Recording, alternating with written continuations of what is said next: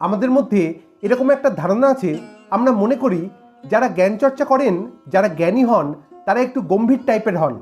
মানে তারা সবসময় হাসি ঠাট্টা করবেন না, একটা সিরিয়াস মুডে থাকেন। কিন্তু বাস্তবে এরকমটা নয়।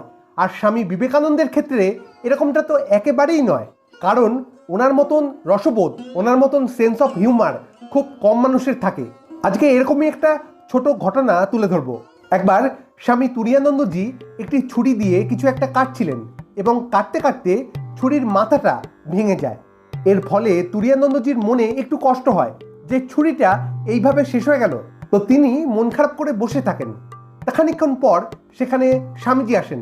তিনি এসে দেখলেন তুরীয়ানন্দজি মন খারাপ করে বসে আছেন। তো তিনি সেইটি দেখে তুরীয়ানন্দজিকে জিজ্ঞাসা করলেন, কি হয়েছে, ওরকম করে বসে আছো কেন? তখন তুরীয়ানন্দজি বললেন, দেখো না, এই ছুরি দিয়ে কিছু একটা কাটছিলাম, তো কাটতে কাটতে ছুরির মাথাটা কিভাবে ভেঙে গেল, এটা এভাবে শেষ হয়ে গেল, এটা আমি কিছুতেই মেনে নিতে পারছি না।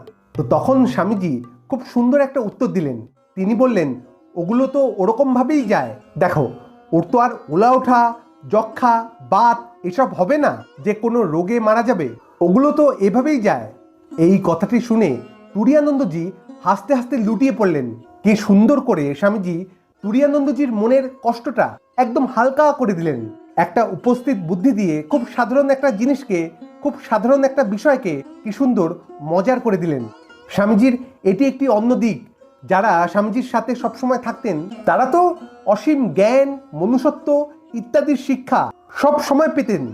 কিছু না কিছু শেখার সুযোগ স্বামীজির কাছ থেকে সবসময় পাওয়া যেত। কিন্তু এর পাশাপাশি স্বামীজির সাথে যারা থাকতেন তাদের মন খারাপ বেশিক্ষণ থাকতে পারতো না। কিছু না কিছু একটা বলে স্বামীজি ঠিক সেই কষ্টটা, সেই মন খারাপটাকে একদম হালকা করে দিতেন। তিনি সবসময় কারোর পিছনে লাগছেন, কারোর সাথে মজা করছেন, মানে এইভাবে সকলকে একটা আনন্দের মধ্যে রাখতেন। এইটি খুব বড় একটি গুণ। এই জন্যই স্বামীজি অনন্য। আজ এটুকুই। আবার দেখা হবে অন্য কোনো আলোচনায়। ভালো থাকবেন, সুস্থ থাকবেন। ধন্যবাদ। জয় স্বামীজি।